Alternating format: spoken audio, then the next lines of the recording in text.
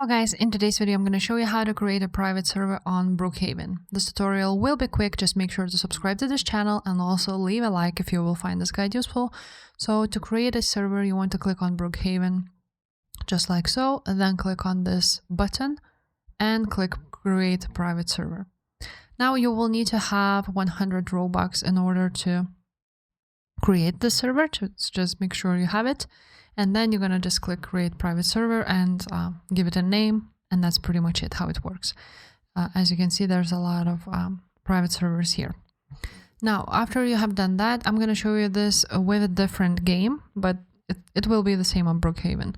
So once you are on the game, so let's pretend this is Brookhaven. Your server will be there, so you're just gonna click create private server and you will see it there. Now you need to click these three dots to configure it. Now you're gonna see allow joining and friends allowed. You want to make sure that both of these are toggled on so your friends can join. And after that, if your friends want to join your server, they want to go to the game Brookhaven and then click on servers at the bottom here.